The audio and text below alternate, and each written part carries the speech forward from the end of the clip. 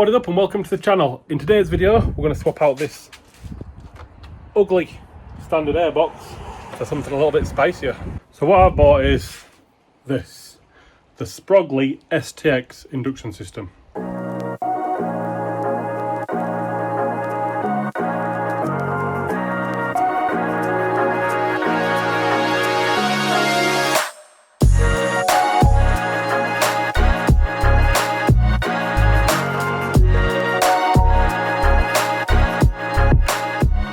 So there's a lot of different induction systems out for these, the most popular being the K-Tech one.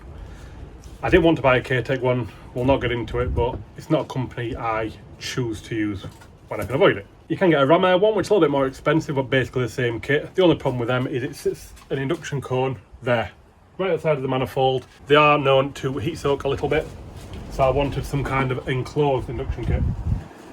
The other option I was thinking was a V6 airbox, which replaces the battery and everything with a big airbox with a big square panel filter as used in the Clio V6s.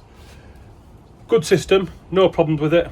You have to relocate the battery for one, and it's a lot more expensive. Next up was the R3 induction system, and that replaces the whole battery box and everything with a big system. You cut the slam panel away and put a big duct behind there. Awesome systems, look fantastic, sound amazing, quite pricey. You can get fiberglass replicas, which are about 300 quid, but apparently they don't fit brilliantly. You've got to cut them and mod them and bend them and twist them, and I wasn't ready for the hassle. And the good ones are 700-800 quid. So what I chose to go with was this. Now these aren't the cheapest option.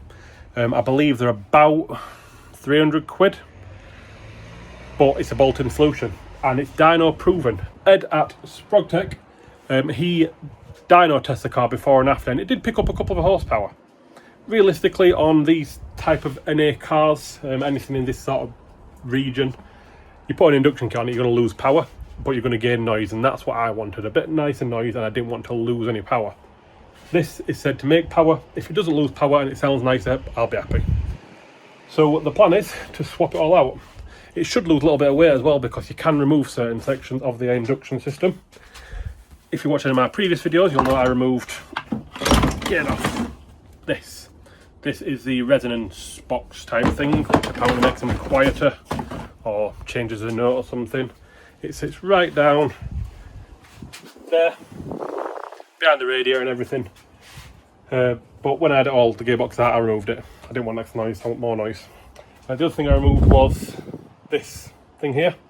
So again, another little piece of plastic that supposedly reduces noise and opens up with high revs. But yeah, so what the plan is then, I'm going to remove all this. We do need to remove the battery to get in there, so we'll remove the battery, remove the airbox, it replaces all this system as well, and fit the Sprogley. First up, let's get battery out.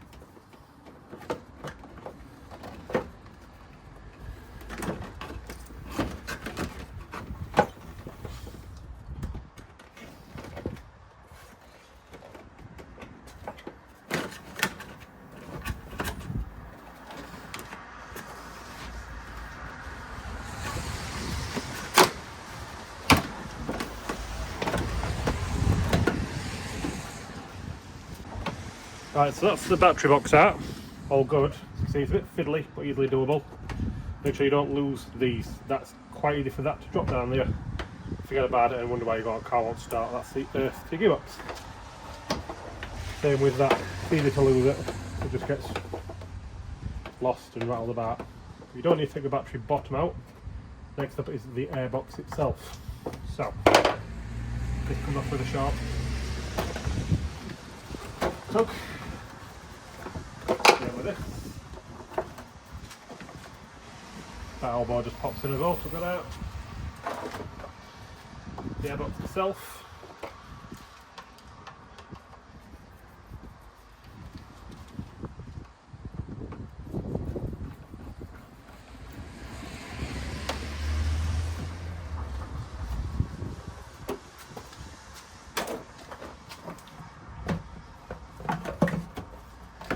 Simple as that.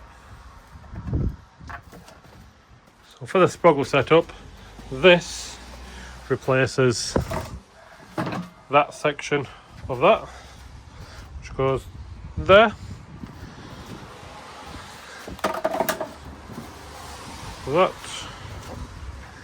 goes into that hole there.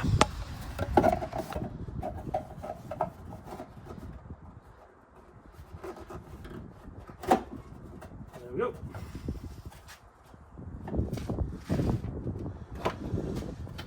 The airbox itself, you'll see it's got this pin on it. It just goes into a rubber boot back there, the same as the OEM one. There.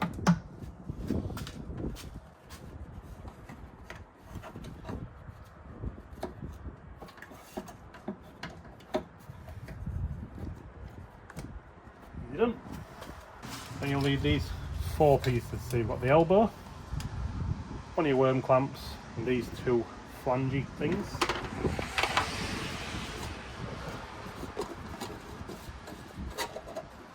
I've heard this is a bit fiddly. Let's go on like that. Got a tapered edge and a roundy edge.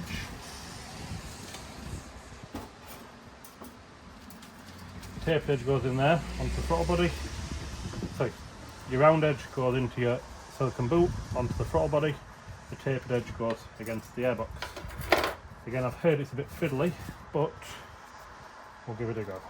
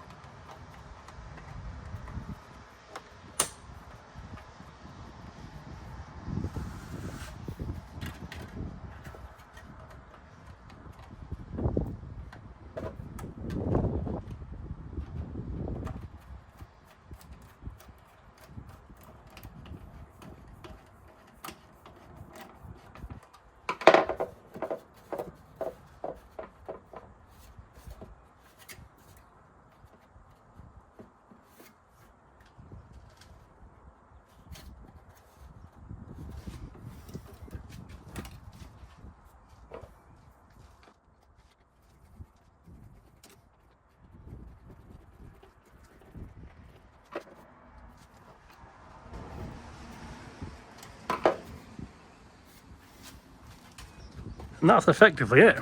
It's in. That will work. Obviously it'll pull air from here, which is hot air, pull a little bit of air from here. Not really massive gain, so we need to run the cold air feed, which is this big daft thing, which is going to take some doing. But effectively that's it. Nice and easy, a little fiddly to line up. Just getting all the angles right, so we move about. That. We don't over tighten these on this end and this end because it is 3D printed. It's strong, but it is 3D printed, so you don't want to mash it up. Sweet.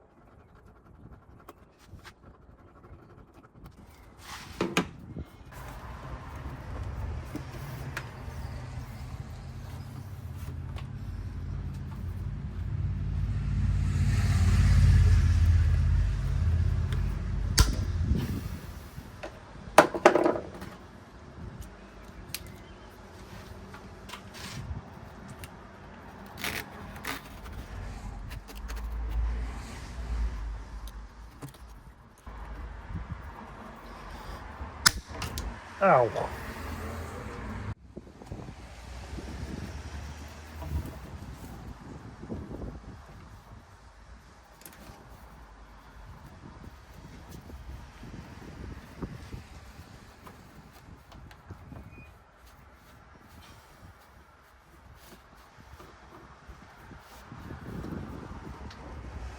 Perfect. I have to cut off 11 centimetres roughly, or 5 inch, 4.5 inch.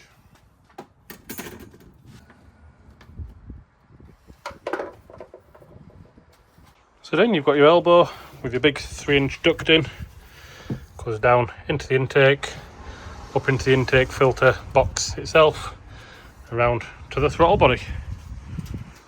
No parts left over. We're all done.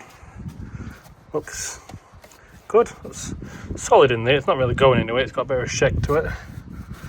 It's spinning on this axis, but I'm not confident I can get it much tighter.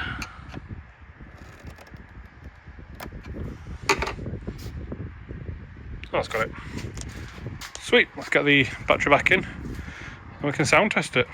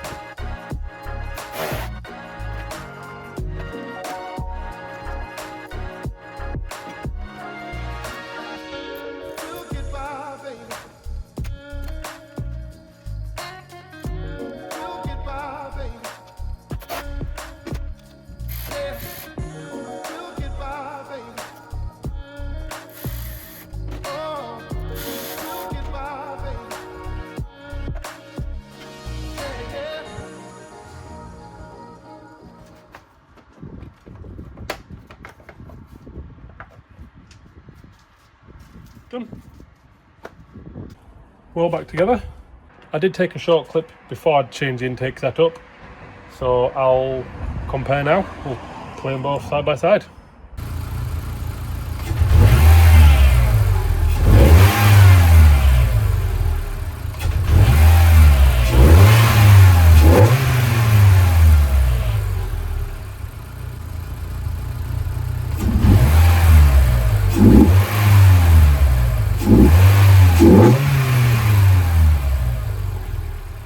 Don't know how well it picks up on the video, but there is definitely a bit more induction noise, which always goes down well.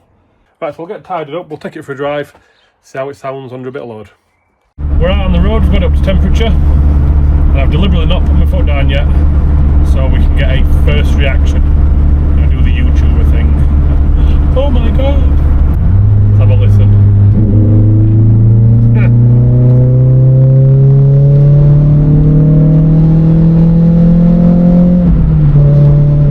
It's definitely got some on it. Sounds miles better than the stock.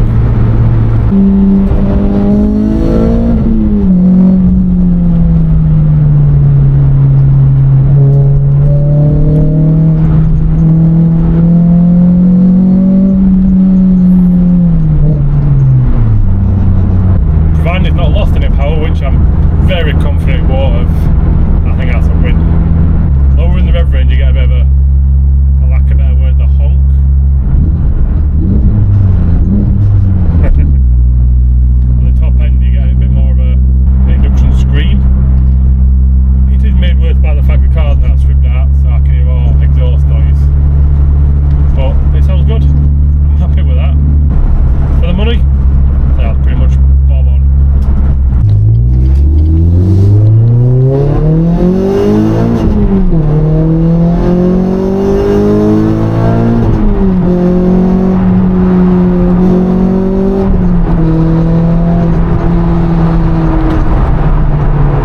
I really hope that comes through on video as well as it does in my ears, because it sounds mint. So hopefully you'll agree that that was a worthwhile purchase and a worthwhile install. I'm going to wrap this one up now, so if you got to this point in the video, thanks for watching. I hope this video has been useful or entertaining for you, and I'll catch you on the next one.